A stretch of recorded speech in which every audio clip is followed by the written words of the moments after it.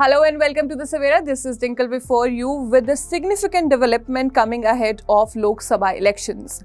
Now in Delhi CM Arvind Kejriwal also AAP's national convener with his Punjab counterpart Bhagwant Mann has kick-started their party's campaign for elections. With slogan of Sansad mein bhi Kejriwal to Delhi hogi aur khushhal, they kick-started its campaign today from their headquarters located on DDU Marg in Delhi. The campaign received a lot of fervent support from its workers and party leaders. Arvind Kejriwal ji जब भी कोई अच्छा काम करते हैं उसी वक्त immediately उस पर रोक लगा दी जाती है। मोहल्ला क्लिनिक की दवाइयां रोक ली, मोहल्ला क्लिनिक की बिजली काट दी, घर घर राशन की स्कीम बंद कर दी, स्कूल जो बन रहे थे वो सारे रोक दिए। अरविंद केजरीवाल को अकेले लड़ना पड़ रहा है, बार बार बात पर सुप्रीम कोर्ट जा रहे हैं। सुप्रीम कोर्ट भी 5-0 का डिसीजन देती है। 5-0 का बेंच जो था 5 जजों का 5-0 का डिसीजन आता है कि सर्विसेज जो हैं सरकार की हैं उसको भी ऑर्डिनेंस ला के रोक दिया। मैं दिल्ली वालों से ये पूछना चाहता हूं, क्या वोट उनको दोगे जो आपकी दवाइयां रोक रहे हैं, आपके बच्चों की पढ़ाइयां रोक रहे हैं, जो आपका इलाज रोक रहे हैं, जो आपका काम काज रोक रहे हैं, जो आपके जल बोर्ड का सारा भट्ठा बिठा दिया इन लोगों ने, पानी ना मिले दिल्ली के लोगों को। अब बताइए मुझे, शिक्षा, स्वास्थ्य, पानी, बिजली, ये तो फंडामेंटल राइट्स है ना, संविधान में लिखे हुए हैं ना कि मिलने चाहिए हर एक को, वो भी रोक रहे हैं। क्या दिल्ली के लोगों को किसी और देश का समझते हैं ये? तो सातों सांसद क्या कर रहे थे वहां पे दिल्ली के? सिर्फ गालियां देने में लगे हुए, बस सिर्फ गालियां देने में लगे हुए, बस इसका तोड़ लो, उसका तोड़ लो, ये कर लो, वो कर लो। तो इसीलिए आज दिल्ली वालों से मैं एक रिक्वेस्ट करता हूं, विनती करता हूं कि अरविंद केजरीवाल अकेले लड़ रहे, अगर उनको यहां से सांसद साथ दे दोगे तो उनके 7 हाथ उनको और मिल जाएंगे। पंजाब से 13-0 हो रहा है, 13 पंजाब से आ रहे हैं, कुरुक्षेत्र से आ रहे हैं, असम में लड़ रहे हैं, हम गुजरात में लड़ रहे हैं, 10 हमारे पहले राज्यसभा के हैं। जब हमारी गिनती संसद में दोनों सदनों में 30-35 हो जाएगी, 40 हो जाएगी, तो एक पॉलिटिकल पावर बनती है। और जब वो 30-35 इकट्ठे होके संसद में अपने दिल्ली के लोगों के हकों के लिए लड़ाई लड़ेंगे, किसी मां के लाल की हिम्मत नहीं है कि दिल्ली का कोई काम रोक जाए, जब पंजाब का कोई पैसा रुक जाए, चाहे आरडीएफ, चाहे एनएचएम, चाहे कोई, हमारे भी 8,000 करोड़ हमारा रोक रखा है। तो दिल्ली में डबल शक्ति, ये कहते हैं डबल इंजन, ये कह रहे हैं डबल इंजन की सरकार।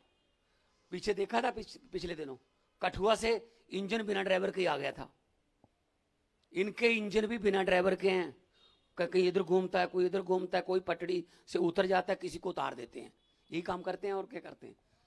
ये तो 92 सीटें हमारे पास, 62 सीटें अरविंद केजरीवाल जी के पास हैं। जो सरकार चल रही है शुक्र करो, अगर 40 होती इनके पास, 65-70 होती मेरे पास, अब तक तोड़ देते भाई साहब। तो देखो हिमाचल का क्या हाल कर रखा है। ये काम ही इनको यही आता है, बस दिन रात काम यही आता है, किसको तोड़ें, किसका एमएलए खरीदें। देश बेच दिया, आधे से ज्यादा मीडिया और एमएलए एमपी खरीद लिए। तो इनको ये लगता है कि हमारे बिना शायद सत्ता ही नहीं होगी। दिल्ली के लोग सियाने लोग हैं, पढ़े लिखे लोग हैं। दिल्ली देश का सबसे ज्यादा टैक्स देने वाला शहर है। क्या फिर आपका टैक्स का पैसा आपके पास वापस नहीं आना चाहिए? मैं दिल्ली के लोगों से पूछना चाहता हूं, 2 करोड़ से ज्यादा आबादी है, आपका टैक्स का पैसा क्यों नहीं आ रहा वापस? आपका टैक्स का पैसा कहां जा रहा है? ये देख लो, बड़े बड़े महल उसर गए कि किसी भी लेवल से वो ऑफिस लगता है, 7 स्टार होटल है, यहां लग गया पैसा दिल्ली के लोगों का। दिल्ली के लोगों की खून पसीने की कमाई से बना है ये, जहां से यहीं बैठकर दिल्ली के लोगों के खिलाफ फैसले करते हैं। ये भी रोक लो, ये भी रोक लो, ये भी रोक लो। अरे भाई चुने हुए हैं, आप चुन के आ जाइए। यही बात ये रामलीला ग्राउंड में हमको कहते थे, सड़कों पर बैठकर कानून नहीं बनते, चुन के आइए, चुन के आइए। भाई साहब, हम तो चुन के आ गए, आप भी चुन के आ जाइए फिर। ये चुनते नहीं है, ये कहते चुने हुए खरीद लो बस। तो देश को एक पंसारी की हट्टी बना के रख दिया इन्होंने, डेमोक्रेसी को। तो आज मैं ये आपके पास यही कहने के लिए आया हूं दिल्ली के लोगों के लिए कि अरविंद केजरीवाल के हाथ मजबूत करिए। वो अकेले लड़ रहे हैं, लड़ सकते हैं। हमारे नेताओं को उठा उठा के जेल में फेंक देते हैं, लड़ रहे हैं। इनको 8-9 ईडी के नोटिस आ गए, इतनी किताब बन जाएगी नोटिसों की।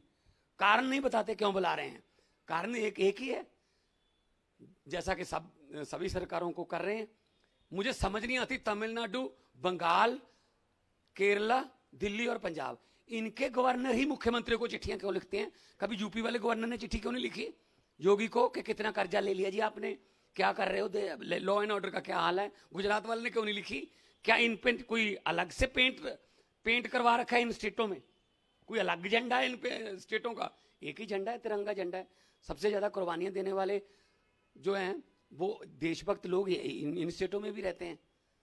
तो देश एक है। तो मैं ये आपको आग्रह करने वाला हूं आज दिल्ली के लोगों को कि आएंगे, आपके घर घर आएंगे, आपके पास आएंगे, स्कीमें लेके आएंगे कि ये करेंगे, ये करेंगे। पर वो तभी पॉसिबल हो सकती हैं अगर आप लोकसभा वाली शक्ति भी, विधानसभा वाली शक्ति के लिए तो बहुत बहुत धन्यवाद, वो तो आप पहले से ही चुन चुके हो कि केजरीवाल हमारे लिए काम करता है, लेकिन उस काम को रोक रहे हैं। अब उस शक्ति को बचाने के लिए भी ये शक्ति जरूरत है। केजरीवाल की शक्ति को बचाने के लिए जो विधानसभा किया है, उसको बचाने के लिए लोकसभा की शक्ति चाहिए। तब ये दिल्ली जो है उसकी नुहार बदल जाएगी। नुहार तो वैसे भी बदल रहे हैं, अगर ऐसे हालातों में भी नुहार बदल रहे हैं, आप सोचो अगर उनकी लोकसभा में आम आदमी पार्टी की इतनी बड़ी हाजिरी होगी, तब क्या कुछ हो सकता है, क्या कुछ हो सकता है, क्या कुछ नहीं हो सकता। सब कुछ हो सकता है जनता के लिए। शिक्षा भी, स्वास्थ्य भी, बिजली भी, सब कुछ आएगा।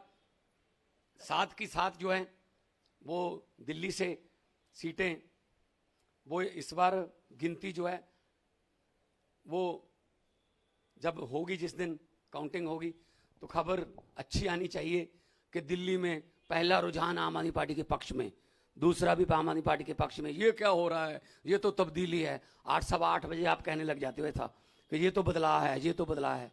तो इसीलिए हम ये कहते हैं कि 8-8:15 शुरू हो जाएंगे, 8:30 पौने 9 बजे तक ये नतीजों में चेंज होना शुरू हो जाएं।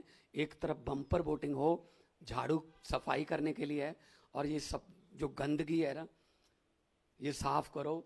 जिन लोगों ने आपके हक का पैसा रोक रखा है, आप 7 दुश्मन बिठा लेते हो आप अपने सर पे। आप 7 MP जिता के अपने ही पैरों पर कुल्हाड़ी मार लेते हो। वो 7 के साथ तो आपके इलाके का काम नहीं होने देते ना जी, ये नहीं होगा, साइन नहीं करते। और 2.5 करोड़ रुपया मिलता है एक 6 महीने में, यानी कि 5 करोड़ एक सांसद को मिलता है साल का।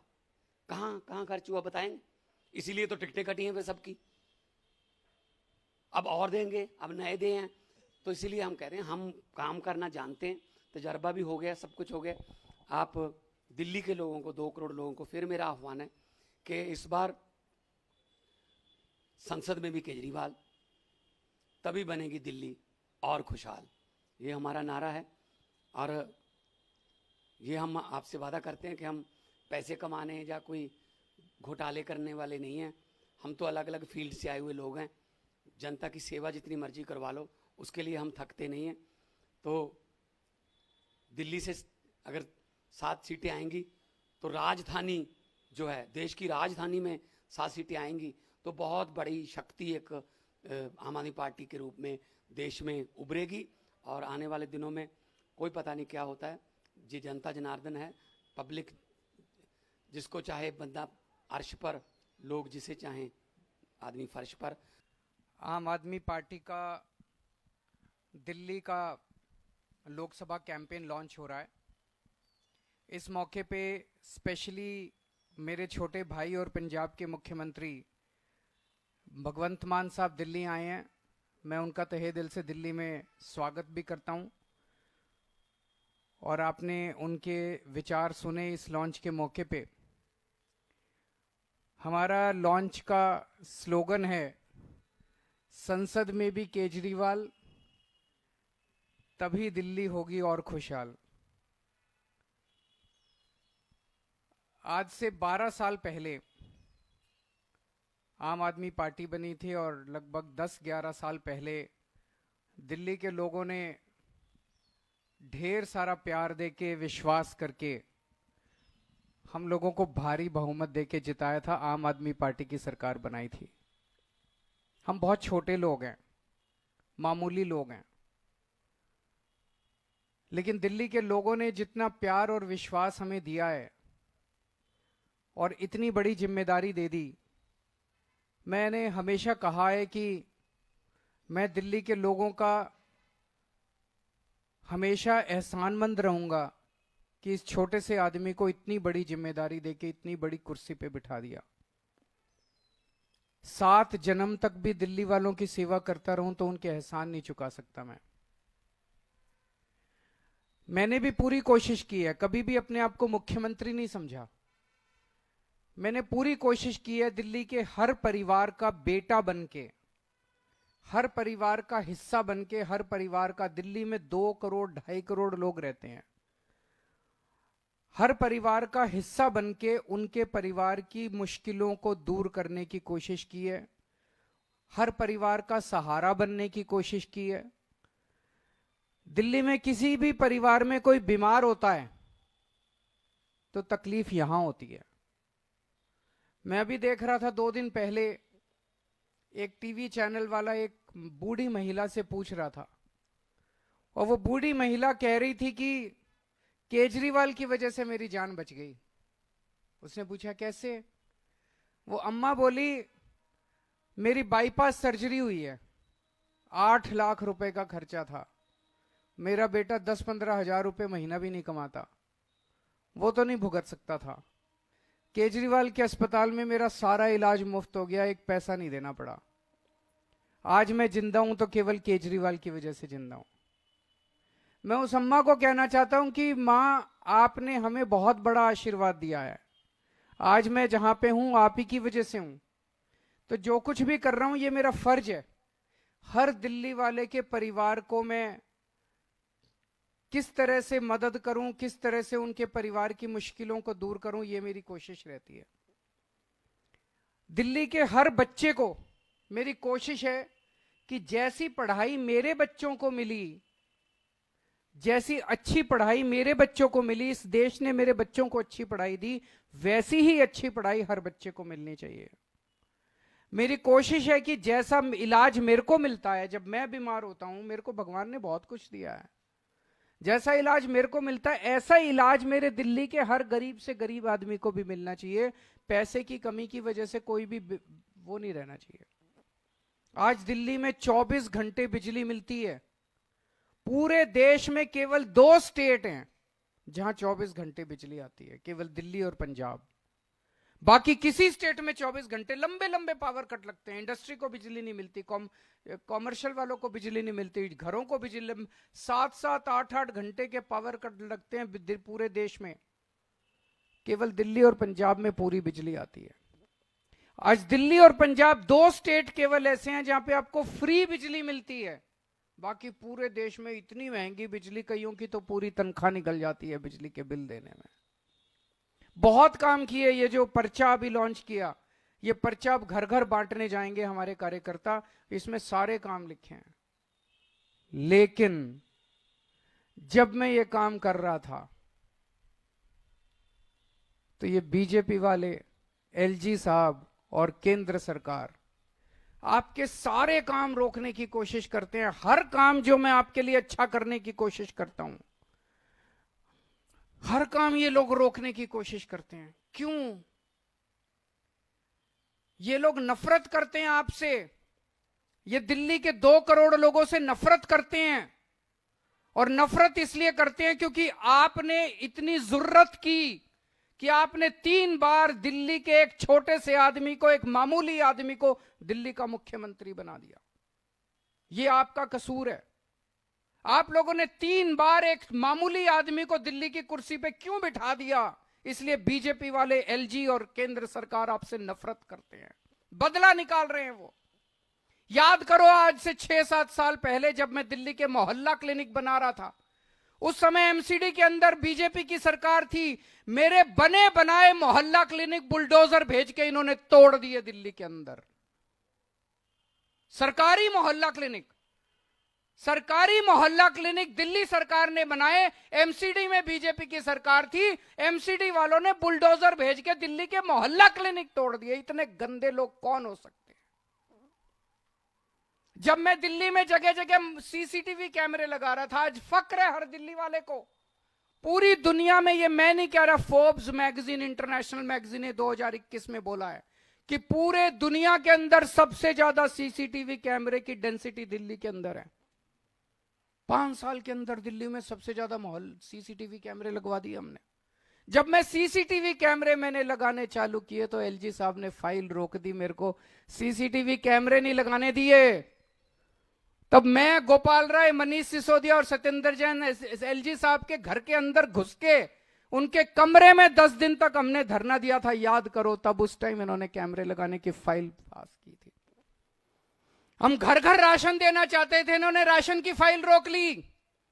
पिछले साल 2 महीने तक दिल्ली के मोहल्ला क्लिनिक की बिजली काट दी इन लोगों ने। दिल्ली के मोहल्ला क्लिनिक के किराया रोक दिया इन लोगों ने। दिल्ली के सारे मोहल्ला क्लिनिक की दवाइयां बंद कर दी इन्होंने, एलजी साहब ने, केंद्र सरकार ने और इन्होंने मिलकर। दिल्ली के मोहल्ला क्लिनिक के टेस्ट बंद कर दिए इन लोगों ने। इतना निर्दयी कौन हो सकता है जो गरीबों का इलाज बंद कर दे? इतनी नफरत क्यों है? इतना निर्दयी कौन हो सकता है? इन्होंने योगा बंद कर दिया। 17,000 लोगों के लिए मैंने योगा चालू किया था दिल्ली में, फ्री योगा टीचर भेजता था, इन्होंने योगा बंद कर दिया। हमारी एक स्कीम थी फरिश्ते, उसमें दिल्ली में अगर किसी का एक्सीडेंट हो जाए तो उसका बड़े से बड़े, महंगे से महंगे प्राइवेट अस्पताल में इलाज कराते थे, सारा इलाज मुफ्त होता था। 23,000 लोगों की मैंने जान बचाई थी फरिश्ते से। एलजी साहब ने फरिश्ते स्कीम बंद कर दी। सुप्रीम कोर्ट गया मैं, सुप्रीम कोर्ट से ऑर्डर लेके आया, दोबारा चालू कराई मैंने फरिश्ते स्कीम। आपका एक भी काम मैंने बंद नहीं होने दिया। इन्होंने बंद की, पिछले साल दवाइयां बंद की, मैंने लड़ लड़ के इनसे दोबारा चालू कराई। पिछले साल इन्होंने टेस्ट बंद किए, मैंने लड़ लड़ के दोबारा इनसे चालू कराए। मैं ये पूछना चाहता हूं, आपने 7 एमपी बनाए थे, वो 7 एमपी कहां थे जब आपकी दवाइयां बंद की जा रही थी, जब आपकी पढ़ाई बंद की जा रही थी, जब आपके योगा बंद किया जा रहा था, जब आपके अस्पतालों की दवाइयां? कहां थे ये 7 एमपी? ये तालियां बजा रहे थे। ये तालियां, जब आपके घर में कोई बीमार होता है ये एमपी ताली बजाते हैं, बड़ी खुशी मनाते हैं, पार्टी मनाते हैं, दिल्ली वाले बीमार पड़ गए। जब आपके बच्चों की पढ़ाई रुकते हैं ये एमपी तालियां बजाते हैं, खुशियां मनाते हैं, पार्टी करते हैं। जब आपके बच्चे तरसते हैं किसी चीज के लिए, जब आपके घर के लोग तरसते हैं किसी चीज, ये एमपी ताली बजाते हैं। ऐसे लोगों को हमने पाल रखा है, दूध पिला रहे हैं हम ऐसे लोगों को। क्यों? जब संसद के अंदर ऑर्डिनेंस पास किया जा रहा था, दिल्ली के लोगों का हक छीना जा रहा था, कहां थे ये 7 एमपी? ये 7 एमपी तालियां बजा रहे थे। एलजी के पास जा जाके ये 7 एमपी आपके काम रुकवाते हैं। क्यों देते हैं हम ऐसे लोगों को vote?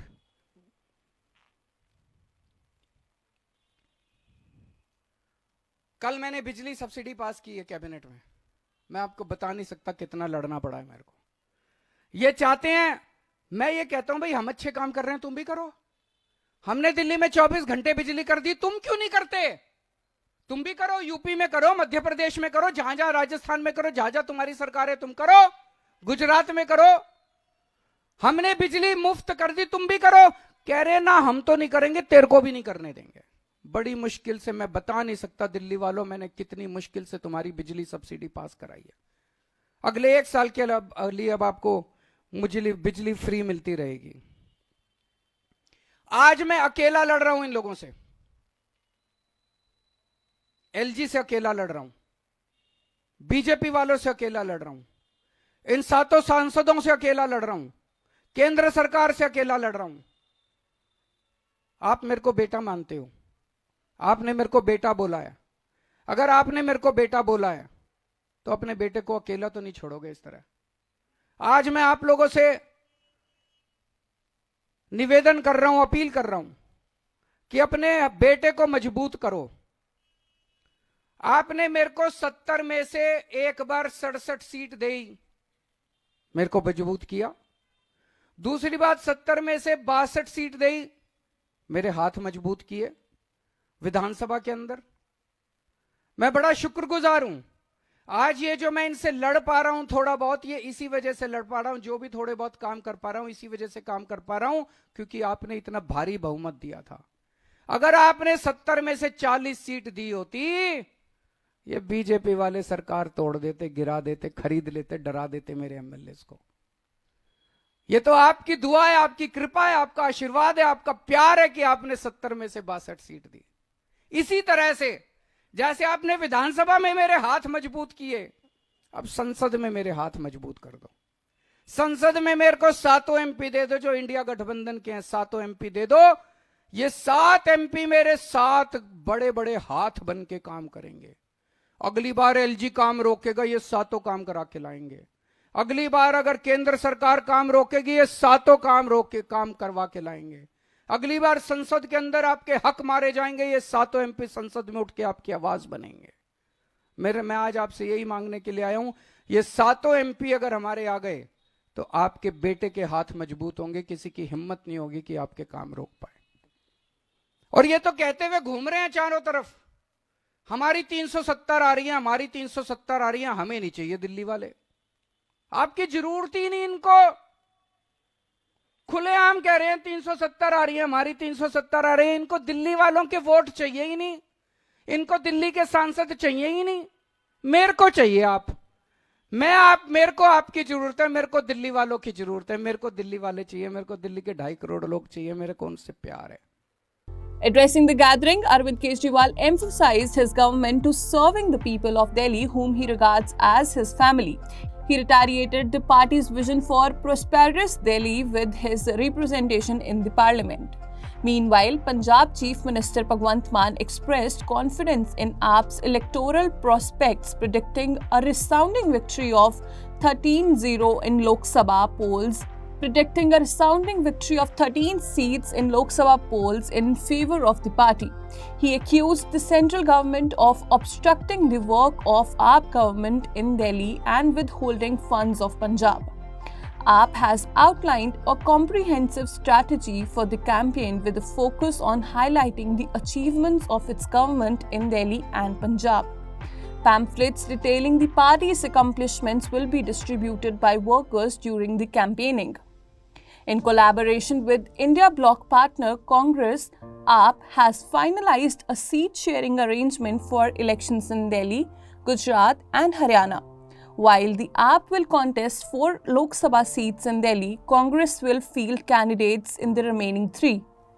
Moreover, AAP has announced its candidates from constituencies beyond its stronghold, including Bharuch and Jamnagar in Gujarat, Kurukshetra in Haryana, and Guwahati, Dibrugarh and Sonipat. As the political scenario heats up with election fervor, as the political scenario heats up with election fervor and launch of campaign by AAP and Congress in collaboration sets the stage for an intense battle ahead. Now, for more updates, stay tuned to The Savera.